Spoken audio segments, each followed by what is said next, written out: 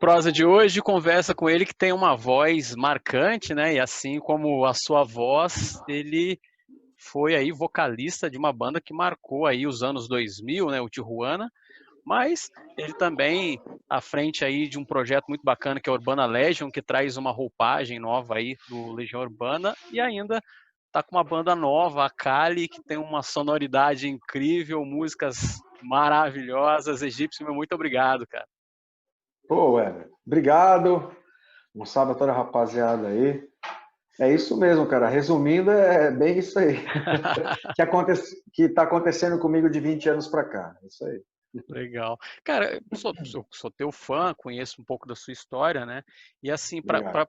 a galera que também te conhece, ou algumas pessoas que ainda não te conhecem, porque tem uma juventude aí, né, que nasceu aí no ano 2000, então pegou um pouco só da história. Conta pra gente como que o Adriano, ele começa a sua vida na música, como que ele vira o frontman de uma banda que explodiu no Brasil nesse período dos anos 2000, né, e se torna o egípcio do Tijuana, né, que virou meio que uma marca, né, o pessoal fala, o egípcio do Um Tijuana sobrenome, né? é um sobrenome. Conta um pouco pra gente dessa história, assim. Cara, resumindo assim, meu interesse de música, eu tinha 10 anos, que eu tive o meu primeiro contato, assim, ver um instrumento de verdade próximo, assim.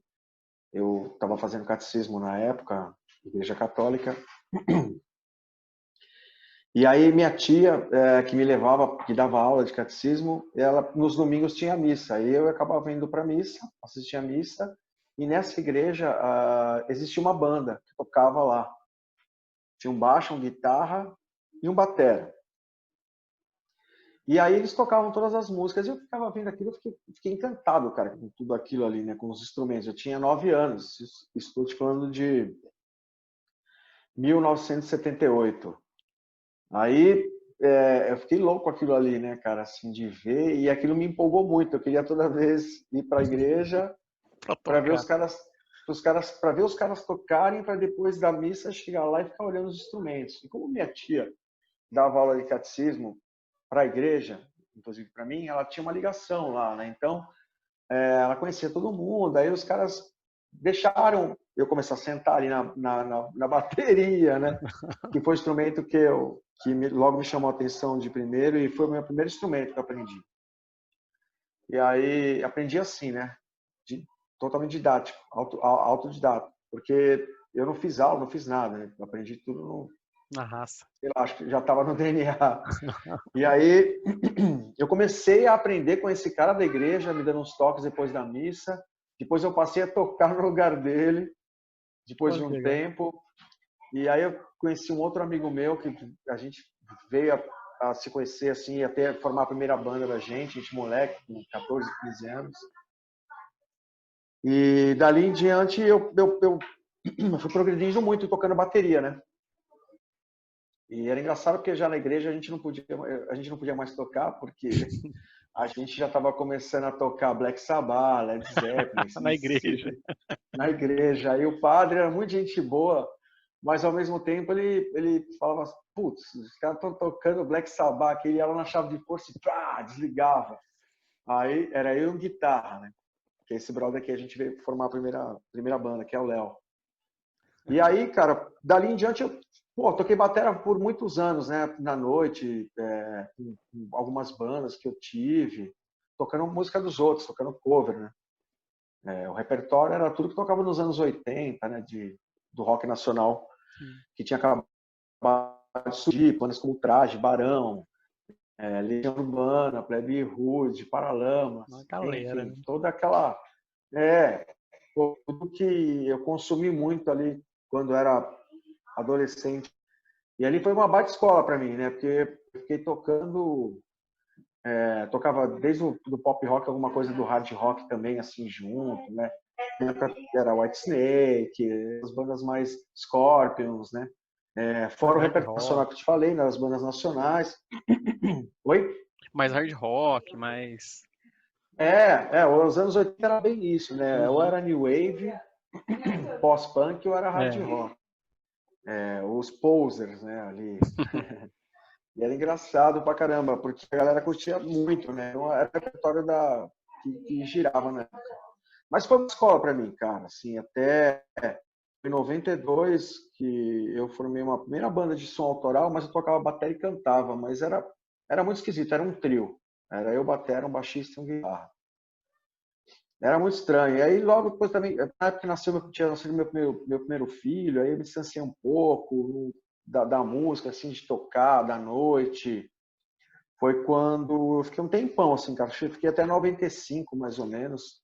É, e perdi um pouco, assim, aquele lance de contato com a galera que tocava, com meus amigos que tocavam na noite, porque eu acabei me dedicando a uma outra coisa, né, a particular, o que tinha acontecido na minha vida. E aí acabei abandonando, assim, a música por uns 3 anos, 3, 4 anos. Aí quando eu voltei, na verdade, eu encontrei um amigo meu na feira, a gente comeu um pastel, e, e esse meu brother, ele também músico, ele falou, pô, a gente vai fazer um som lá em casa, tal.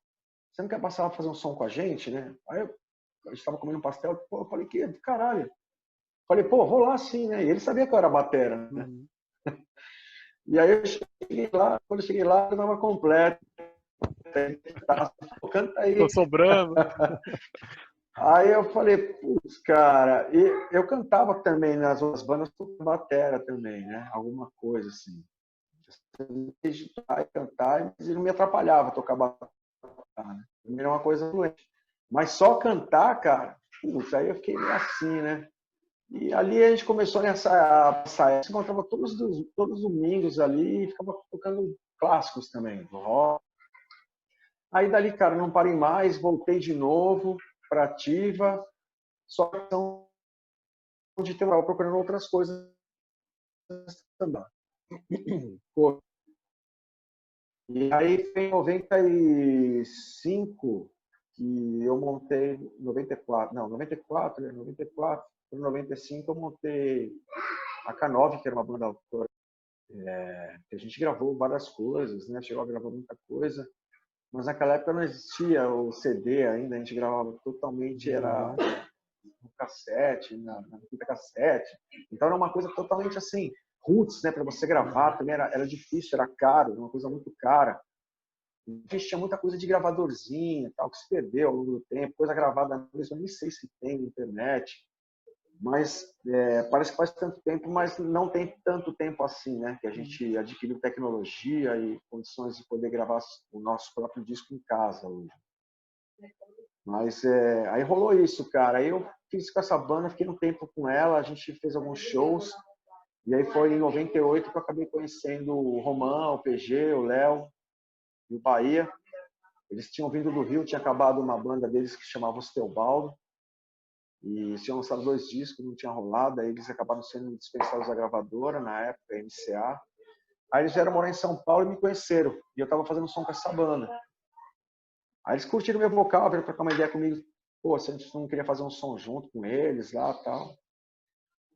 Eles estavam morando em São Paulo tinha 6 meses, aí me mostraram, né, o trampo deles antes, da banda deles, aí eu falei, pô, vamos lá. E aí a gente começou a fazer um som juntos, cara, mas assim, uma coisa meio descompromissada. Quando a gente começou a compor, assim, o negócio começou a ter uma liga, dar uma liga mesmo, e ter uma química, sentimos todos nós que o negócio era legal e que estava só crescendo e ficando mais legal ainda, a gente foi gravando várias demos, né? Eles tinham um contato na época do Rick, Rick Bonadio, né? Uhum. Que a galera já conhece, que lançou várias bandas, não só o Tijuana, mas enfim, 1 milhão de bandas nessa época. Aí a gente acabou assim tendo o primeiro contato com eu cantando com eles ali, a gente compondo outras coisas. Ele estava na época na Virgin, que é um selo que não existe mais no Brasil há alguns anos, mas a Virgin tinha um selo aqui pela EMI e estava contratando algumas bandas nacionais. Tinha acabado de contratar o Charlie Brown Jr., eles tinham gravado um disco, tinham acabado de lançar o primeiro disco do Charlie Brown. Aí na sequência, aí foi isso, cara. O Rick pirou nos sons que a gente estava fazendo, contratou a gente e a gente logo na sequência gravou o primeiro disco que veio a ser o Ilegal, né? Nosso primeiro disco. Foi um baita sucesso também, foi legal pra caramba. Arrebentou, né? E nessa época a abundância de bandas de rock legais eram várias, Tinha então muita. o mercado estava super bem aquecido assim de banda, de contratantes, de gravadoras contratando bandas, então era uma outra realidade, né? Que era bem legal. E a gente teve a oportunidade de aproveitar assim e dropar essa onda, foi legal pra caralho. Daí então tudo se acabou se tornando, né? Assim, foda, né, pro Tijuana, tudo deu certo e nossa caminhada foram longas aí, de 20 anos, aí vários discos, vários shows, puta, show pra tudo quanto é lado, fora, dentro do país, pra tudo quanto é lado. Foi uma linda história, foi legal pra caralho. Legal. Cara, e as principais influências suas, assim, durante o Tijuana, foram essas mesmas, as mesmas influências que vieram lá desde o começo de música nacional, ou vocês tiveram outras influências? Porque também não foi só você, né? Eram 4, 5 pessoas Aham. formando ali. Quais foram as principais influências do Tijuana, assim, na sonoridade?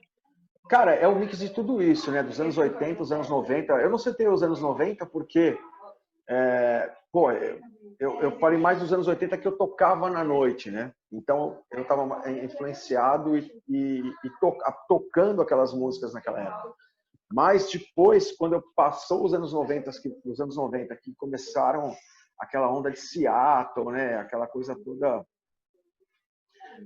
Os anos 80 também, já tinha aquela coisa toda também do rock da Califórnia, né? O Sim. Suicidal, o Chili Peppers ali no começo. Aí logo na sequência, os anos 90, o grunge, que foi muito forte e muito presente para mim na minha vida, assim, me influenciou pra caralho também.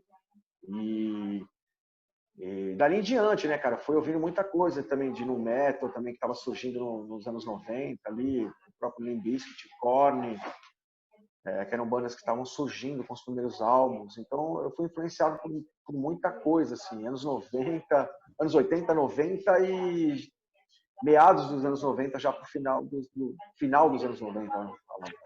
Quando eu te via cantando, assim, eu tinha muita referência do Limp Bizkit. Eu falava, cara, tem muita pegada do Limp Bizkit. Eu fazia essa referência.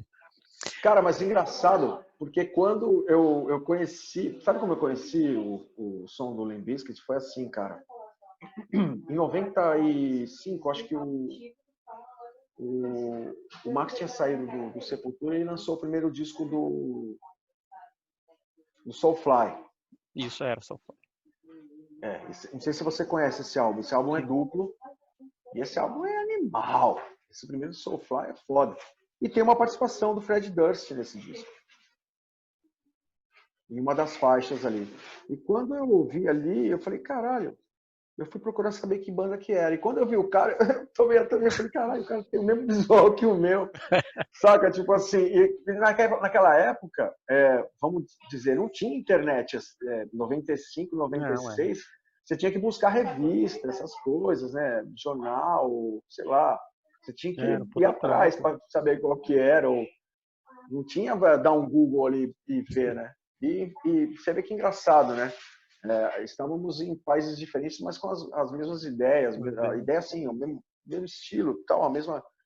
E eu falei, caralho, aí todo mundo vinha falar isso depois, né? Quando surgiu o Tijuana, mas pô, ali o Tijuana, quando surgiu, o Limp Bizkit já estava indo para um terceiro disco, né? Eu já conhecia muito já a banda, era muito fã, sim, muita influência, sim, mas o lance todo do visual era uma simples Natural, né? coincidência.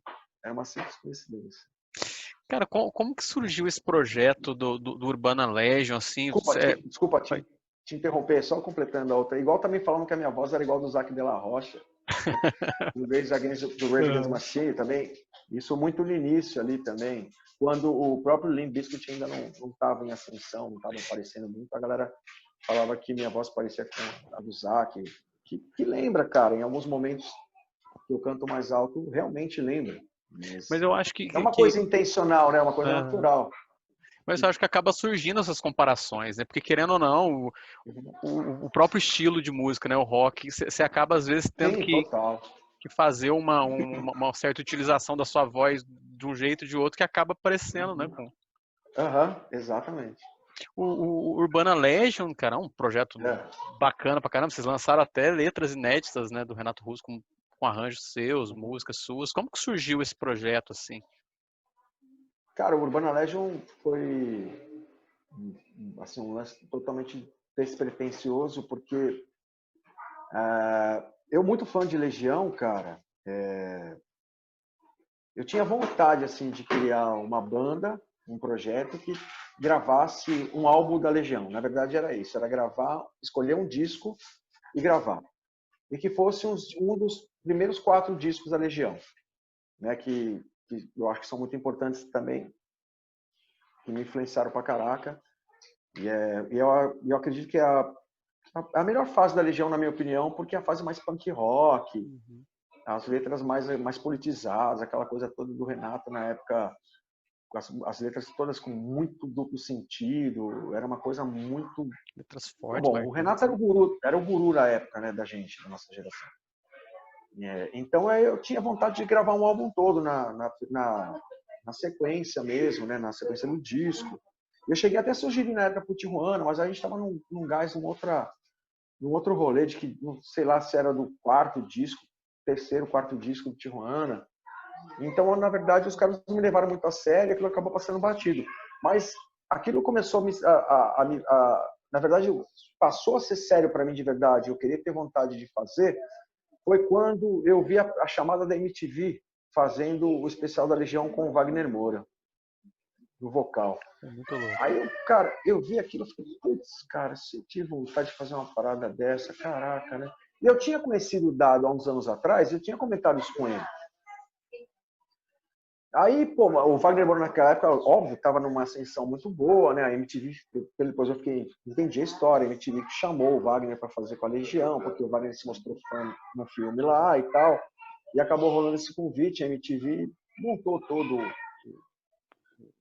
era um acústico, né? Acústico não, desculpa, era um ao vivo MTV, né?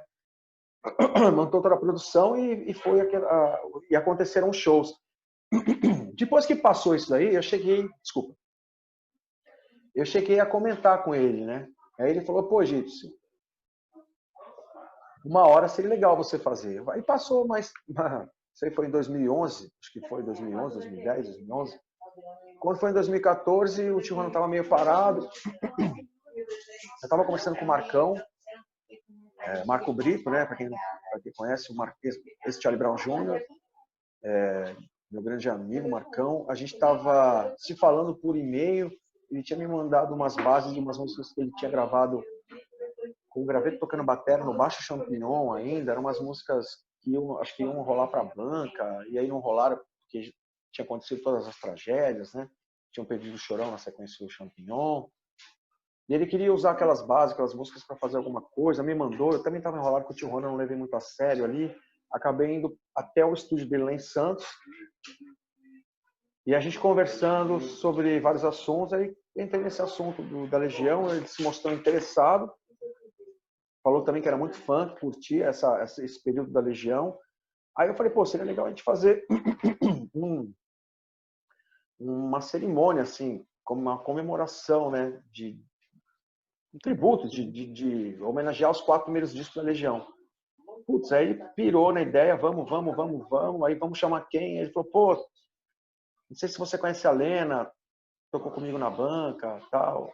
Aí eu falei, pô, conheci ela, porque eu conheci ela, na verdade, na gravação de um clipe do Charlie Brown que eu participei, que ela tá também, e aí eu já tinha trocado uma ideia com ela, e o próprio Champion já tinha me falado que ela era uma grande musicista, tocava muito.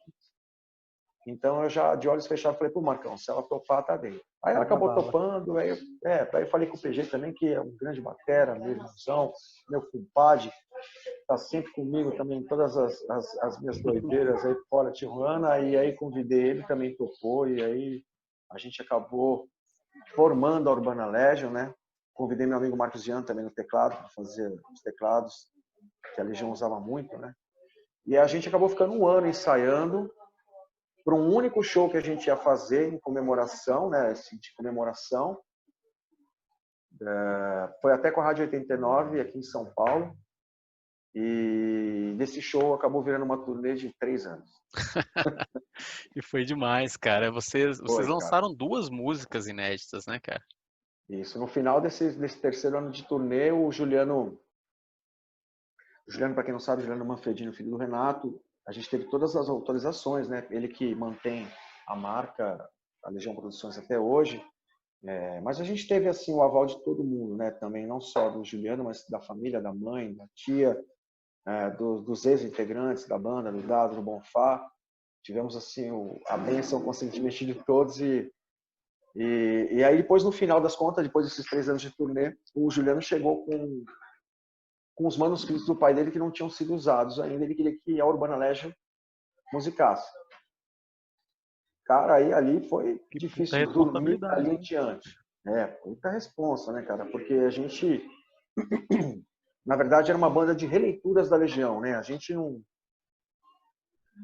tocou igual, a banda, a gente não tocava, eu não tocava caracterizado, ninguém, a gente não fazia aquela coisa de imitar a Legião Urbana, né? A gente fazia o nosso som muito parecido com influências de Tijuana e Charlie Brown Jr. junto, É, né? Tocando Legião, um pouco mais nervoso, um pouco mais pesado. E aí isso também diferenciava a gente, né? Que era legal, os shows eram bem legais, a galera pirava. E a gente foi renovando um público da Legião nessa época, esses 3 anos. Aí quando pintaram as letras, o Juliano achou que a gente estava pronto, depois de tanta influência, de tanto show, para compor, né? Eu até cheguei a perguntar para ele se ele não tinha um direcionamento, se não tinha uma fitinha, cassete gravada com algumas ideias. Ele falou, não, Egípcio, a única coisa que eu tenho são os manuscritos. Aí eu falei, porra. toma Aí que ele o filho é teu, né? me passou sete manuscritos. Caramba. Cara, aí eu ficava dia e noite olhando aquilo ali e falava, meu Deus, velho, o que eu faço? Por onde eu começo? O que... Mano, tipo, eu, Marcão, né? A gente ficou louco, né, cara? Mas, cara, quando a gente decidiu a primeira, né, que foi Apóstolo São João, eu acho que ali a letra era uma coisa muito atual, saca? Falando de tiroteio, aquela loucura toda aqui no Brasil, né? De muita morte, muita gente morrendo, a violência foda, né? Não mudou nada até agora, mas A história se é repete. a história se repetindo sempre, né? E aí a música não tinha um título, na verdade, né? Tinha um manuscrito, mas ela não tinha um título. Mas ele citava ali Apóstolo São João como um apocalipse, né? Aquela coisa tipo, pô, estamos chegando ao fim do mundo, o negócio está uma barbárie, né? E aí eu falei, pô, vamos colocar o nome da música de Apóstolo São João. E aí gravamos ela lindamente, cara. Ficou linda, ficou demais. Ficou muito boa e a gente teve uma resposta muito boa também, que eu acho que é onde mais pegava pra gente, era ter uma resposta boa dos fãs, né? Da galera dos legionários do Brasil inteiro, que é uma galera muito forte ainda, muito forte, muito presente, tanto nos shows quanto nas redes sociais. É uma banda que se renovou muito, né, ao longo dos anos. E a gente só teve assim o prazer de fazer vários shows irados e foi muito foda esse rolê todo. Cara, você mesmo estava falando, né? Você já passou por grandes festivais, passou por grandes emissoras, tanto de rádio, de TV, dessa história toda, assim, o que mais te marcou, assim? Qual que foi o momento mais bacana para você, assim? O mais marcante, cara, eu sempre costumo dizer, pode parecer clichê, mas toda entrevista no Tijuana me perguntavam, né? Qual foi o que marcou mais vocês? E até hoje, depois de todas essas bandas, todos esses festivais, óbvio que foi o nosso Rock in Rio do Tijuana. Que foi em 2001, foi quando a cidade do rock voltou, né? Quando o Rock in Rio voltou para o Brasil e voltou para a cidade do rock, porque não sei se você lembra, se acompanhou, não sei a tua idade, desculpa, mas em 85 ela foi feita na cidade do rock, né? Lá em Jacarepaguá. E aí depois, quando foi em 92 ou 91, se não me engano, foi no Maracanã. Sim. Não foi lá, na cidade do rock. E depois do Maracanã, ele foi para Lisboa, o Rock in Rio, e não voltou mais para o Brasil. Aí nós ficamos sem Rock in Rio praticamente 10 anos. Aí ele voltou em 2001 na cidade do rock. E foi quando nós tocamos. Nós tocamos na Tenda Brasil, que hoje é o Palco Sunset, e a gente fez o encerramento dessa tenda na época. E foi, puta que pariu, velho. Que show foi aquele, cara. aquilo deu tudo certo pra gente, aquele dia, o show, porque a gente era para estar no palco Mundo, não rolou, a gente foi para essa tenda Brasil. Isso não vou dizer que frustrou um pouco a gente, porque a gente ficou um pouco chateado, porque a gente estava num momento muito bom da banda. Uhum. E o sonho de qualquer banda era estar no palco principal, no palco Mundo. Mas eu sei que teve sei lá, teve alguma porra lá que aconteceu na gravadora e acabaram trocando, botaram outra banda lá no palco Mundo e a gente na Tenda Brasil, mas, mano, puta que pariu, acho que deu tudo certo. Foda. Porque eu sei que dali a gente virou uma página enorme. Eu costumava dizer que Tijuana era uma coisa até ali, depois dali a gente se tornou realidade. A gente estava no nosso quarto single do primeiro disco, muito bem, aí a coisa ficou muito melhor mesmo. Então, o que eu estava falando que a gente deu sorte foi o seguinte: na Tenda Brasil, que hoje é o Palco Sunset, os shows eram menores, né? Eles eram acho que de 1 hora, acho que era 1 hora no máximo. E aí chegou na última hora, a Marizinha, que cuida do Rock in Rio, muita gente boa, ela chegou no camarim da gente e falou que tinha dado um problema no palco do Capital Inicial e ia atrasar. E o palco Mundo, que no caso o Capital ia tocar, que é o que ficava mais cheio, estava muito parado há muito tempo. Ela estava com medo que a galera se exaltasse, acontecesse alguma merda, porque aquele Rock in Rio, naquele dia em específico, que foi o último dia, tocou Red Hot Chili Peppers. O Chili Peppers estava vindo para o Brasil depois de um bom tempo que não vinha. Tinha vindo num Hollywood Rock, acho que em 94. Então, tipo assim, tava vindo tava com uma volta boa do Chili Peppers também pro Rock in Rio, era com o Fruciante de volta na guitarra, né? Então tinha um monte de coisa legal, o Silverchair num momento muito bom, Deftones, tinha muita coisa legal. Mas teve uma superlotação e a galera da administração do Rock in Rio ficou muito com medo de acontecer uma bosta lá grande, uma cagada gigante, que já estava uma praça de guerra mesmo naquela época, porque muita gente, bebendo muito, passando mal, e era doideira, assim, os bastidores do Rock in Rio, cara, doideira. Mas, poxa, todo show, não precisa ser um show de rock, podia ser de qualquer show, né? Mas, cara, aí que eu te falo, ali o negócio, a gente teve uma virada de página, o negócio deu uma bombada assim gigante. Então, a gente acabou fazendo um show de 1 hora e meia. Desculpa. A gente teve que aumentar o nosso show. A Marizinha, em específico, veio no nosso camarim e pediu pra gente aumentar um pouco o show. E a gente não tinha tanta música assim, que era o nosso primeiro disco. A gente acabou lotando de cover. Eu lembro que a gente tocou Blur, a gente tocou Ramones, a gente tocou Rage Against the Machine, a gente tocou Dead Kennedys, a gente tocou um monte de coisa, cara, que a gente inseriu pra dar mais meia hora de show, né? Mas com isso, cara, o palco Mundo ficou vazio e escuro por conta de um problema elétrico. Todo mundo foi pra Tenda Brasil, cara. Isso foi uma doideira. Bombou. Então, por isso que eu falo que foi assim, um momento inesquecível. Assim, até hoje, pra mim, esse dia foi louco. Cara, a Kali, putz, até um som muito louco, cara. Eu fiquei apaixonado pela banda, assim, as letras são incríveis. Obviamente, Valeu, tem uma sonoridade diferente do Tijuana, tem umas letras mais reflexivas, tal. Como que é para você dar início a um projeto depois de tanto tempo, um projeto novo, recomeçar com uma banda? E conta pra gente um pouco da Kali, que tem aí uma galera que já tocou com você, e né, tem o Fuad, que já tocou na Tijuana, tem um menino novo, né, que toca guitarra, mas que manda bem pra caramba, que tá contigo. Fenômeno. Manda bem pra caramba. Tem o Graveto, né, que é Charlie Brown, né, e Strike. Como que foi montar a banda? Como que...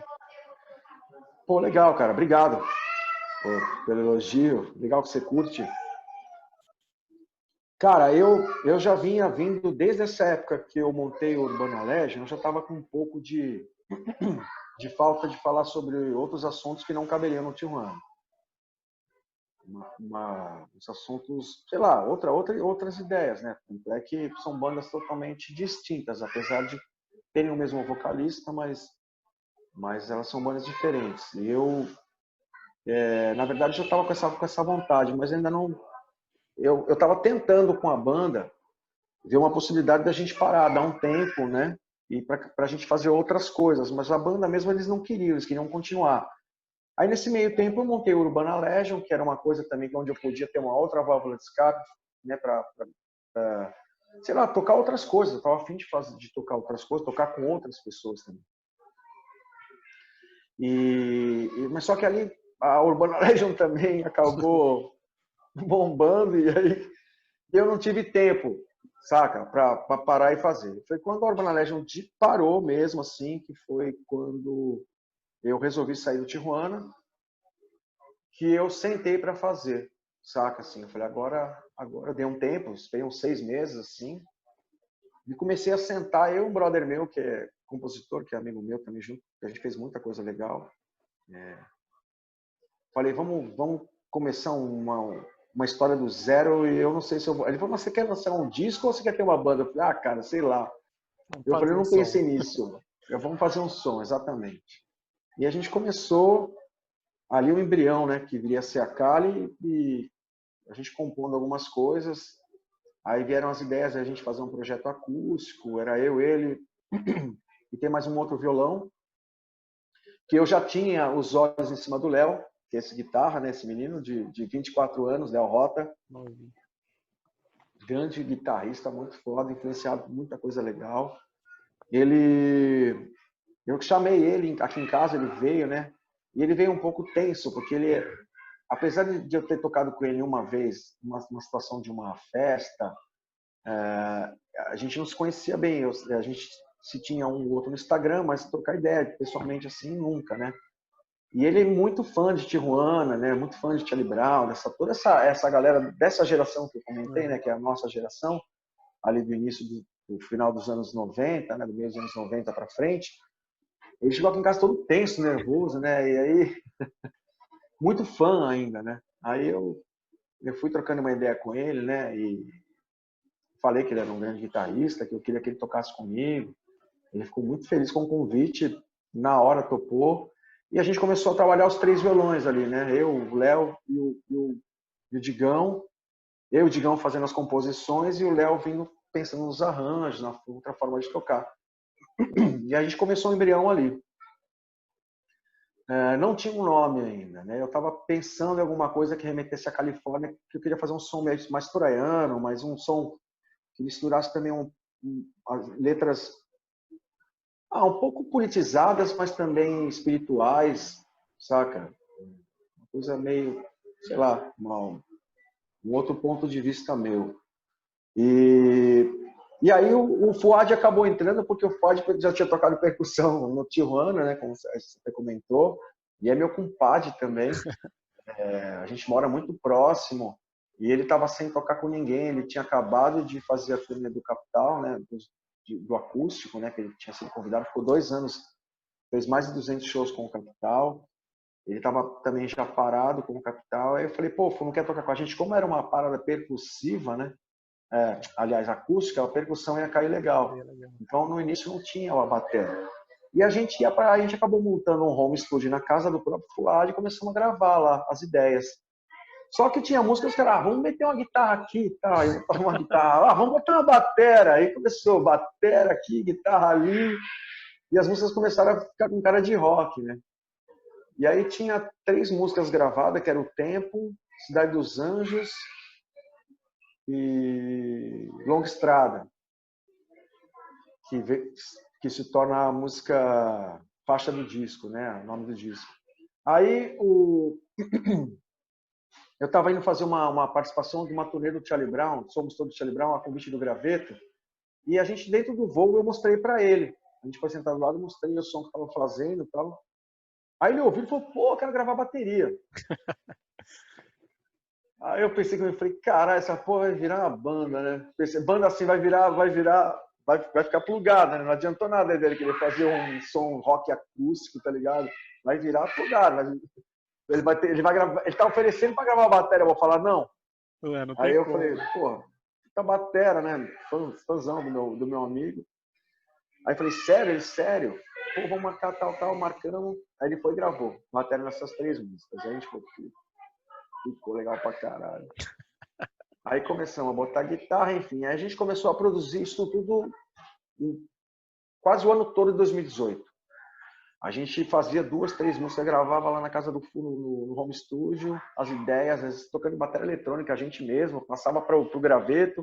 O Graveto tinha ideia, quando a gente marcava de ir para Santos para gravar 2, 3 músicas lá no Marcão, pum, Graveto, vamos lá, pá, gravava lá e a gente produzia uma faixa por dia. Aí ficava lá 2, 3 dias em Santos, lá gravando as músicas. Bacana. E a gente ficou 2018 assim, o ano inteiro. Na verdade, o disco da Kali já estava pronto já no início de 2019, quando a gente começou a lançar os primeiros singles para Cidade dos Anjos, já em abril, né? Abril para maio de 2019, praticamente um ano atrás. A gente não tinha essa ideia de lançar o disco todo, a gente queria fazer essa aposta de lançar single por single. Foi até uma discussão que a gente teve dentro da Dito, que era uma empresa que coloca nossas músicas como se fosse uma gravadora, mas não é bem uma gravadora, que nos auxilia e nos direciona para as plataformas digitais, entre outras, né? E aí a gente acabou começando a lançar com eles, e a gente lançou 5 singles lá, né? Que é a Cidade dos Anjos, Sobre Nós, Eu Vou Olhar para o Céu, Todo Mundo Chora e O Tempo. A gente está se preparando para lançar agora um instrumental que o próprio Marcão Brito, toca pra caralho. A música ficou rock and roll, meio que surf, ficou animal. E a participação dele é um instrumental, não tem letra, não tem música. Aliás, só instrumental, que tá irado. A gente vai lançar logo mais, estamos gravando aí umas imagens. A gente vai lançar nesse formato meio pandemia mesmo, que vai ficar marcado, né? Porque a gente queria lançar esse single antes de lançar o disco. Então o disco a gente está prevendo para lançar final de julho. Esse disco já está pronto, já tem mais de um ano. E a gente acabou se atrapalhando. A gente era para ter lançado no início do ano, mas aí veio a Covid e tal, essa coisa toda, essa doideira que a gente está vivendo, e atrasou tudo. A gente ia gravar clipes legais, como a gente vinha gravando, né? Para quem até não conhece, quiser lá, Kali Rock Oficial no YouTube, para conferir e saber mais do que eu estou falando. Os clipes são legais, foram bem gravados, né? Com diretores e tal. Então a gente queria manter o mesmo padrão, mas como rolou tudo isso, a gente acabou adiando um monte de coisa. E resolvemos agora, né, a gravar dessa forma mesmo, esse primeiro clipe ficar até marcado por essa época. E a gente lança o disco logo na sequência. E o disco é o primeiro disco da Kali, se chama Longa Estrada. Eu, Léo, Graveto e Fuad. Esse é o núcleo da Kali. Aí nós temos a Lena, que eu não citei, desculpa. A Lena é uma musicista convidada. Eu convidei ela tanto para compor, gravar e sair na turnê com a gente. Mas ela não faz parte da banda. Na época ela tocava com a Bula, tudo, né? Enfim, somos nós a Kali. Eu até ia falar sobre isso na hora que você estava falando da questão da sonoridade da banda, porque eu acompanhei a Kali, a live que vocês fizeram, acho que junto com a 89, acho que o Music Box, né? Uma coisa assim. Foi. Tem quase um mês atrás. Foi. Eu acompanhei, e aí eu já tinha ouvido você falando assim, que você queria fazer um negócio mais acústico. Era mais ou menos aquela sonoridade que você queria? Era, só que sem uma bateria, era só percussão mesmo. Então, tipo, não teria um carrão, mas o carrão, de repente, quem estaria tocando seria o Fuad, não teria o Graveto, entendeu? Ia ser mais uma coisa mesmo assim. Porque, na verdade, eu citei o Digão Bessa, que é esse meu amigo compositor que a gente começou a fazer, eu só não citei que ele saiu da banda logo depois, no início, né? Mas seria isso aí, seria eu, o Léo, o Fuad, os três, com 2 violões, né? Eu e o Léo com violão e o Fuad com carrom. Isso gravado, ia ser gravado dessa forma. Ia ter baixo. A gente ia pedir para a Lena gravar do mesmo jeito, mas bateria não teria, não. Mas aí acabou virando, né, cara? As músicas do violão, de uma forma acústica, acabaram se tornando ideias para arranjos de guitarra. E puta, ficou irado, né, cara? Eu vou te falar que eu prefiro assim. Eu prefiro assim. E agora a gente tocando acústico, igual você viu, que tá no nosso YouTube lá também, é legal, porque dá para entender o que seria, mais ou menos. É mais ou menos aquilo. Bom, o egípcio é um cara que, pelo que eu acompanho, gosta de participar de bastante projeto, né? Eu vi esses dias atrás, já deve fazer uns 2 ou 3 meses, eu vi você cantando um som com ukulele, com um cara, acho que chama o canal Na Janela, alguma coisa assim. Ah, na janela, é. Né? Achei muito legal. Você inclusive tocou com uma banda dos amigos meus de Itajubá, que é o Mary Jane. Você fez, tocou você no Ah, vocal, não, o eu não Pinguim. toquei. Você Na verdade, cantou. eu gravei só. Você, Uma participação numa faixa deles. Eu, isso. Pinguim, isso mesmo. Você, Pinguim, foi muito legal, cara. Como que é? Foi no estúdio do Marcão, inclusive. Como que é Foi lá isso no de ser. Marcão. Como que é essa coisa de estar participando com outras pessoas, fazendo outros projetos, que eu acho incrível isso também.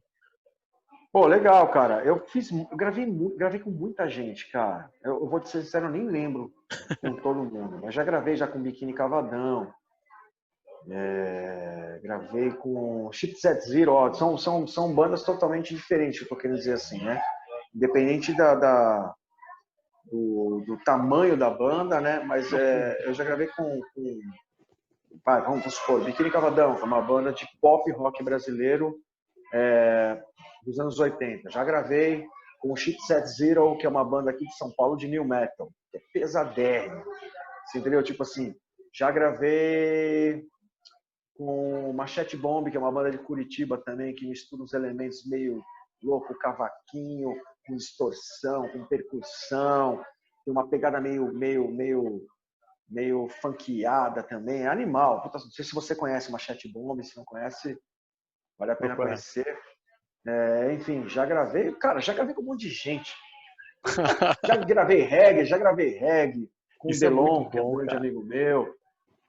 Já gravei uma par de coisa, cara. Você tem uma forte É legal ligação. essas, Ah, é legal, desculpa te interromper, é legal poder fazer isso, né? essas, Essas ligações. gravei rap também com uma galera lá do Nordeste também, que chama Liga Paralela, que é um projeto que reúne vários caras do rap, aí me chamaram para participar, eu gravei também lá. Pô, é legal, cara. E você tem uma forte ligação com os caras do Raimundos, né, cara? Eu assisti a live que eles fizeram em homenagem aos 50 anos, né, do Chorão. Foi há pouco tempo também.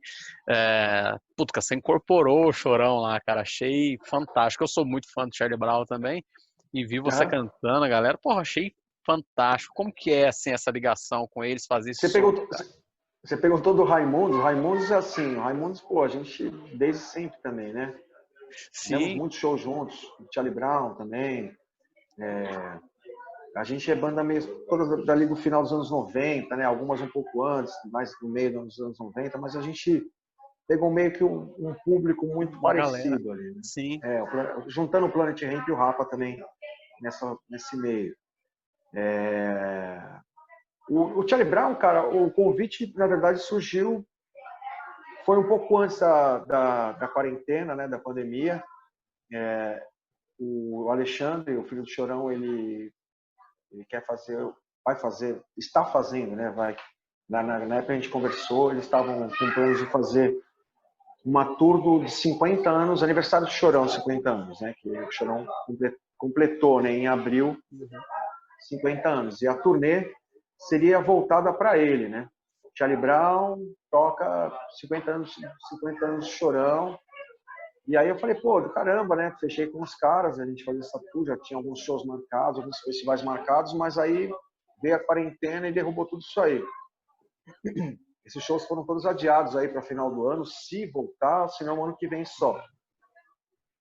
E aí, para não cair por terra, né, esse ano, ficar perdido, como as bandas estão começando a fazer essas lives, aí o Alexandre pensou lá com o empresário, que é o Branco, dessa tour, de começar a aparecer, né, e mostrar quem estaria por dentro, por trás dessa tour, né?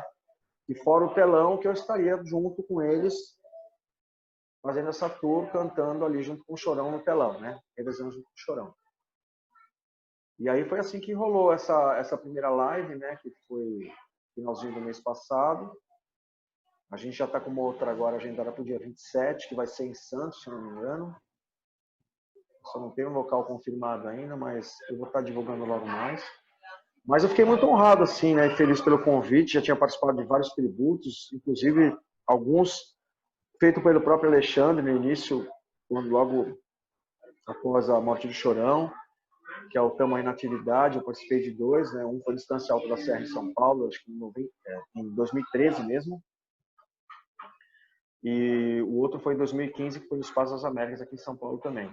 Então já tinha essa história toda, né? Já ter participado de alguns. A minha história com a banda, com todos os integrantes, né? Com o pai dele, com o próprio Chorão, o Champignon. O Tijuana a gente teve muita história, né? A gente teve muito tempo também no mesmo empresário, na mesma gravadora, tudo a mesma coisa. Então a gente estava sempre muito junto.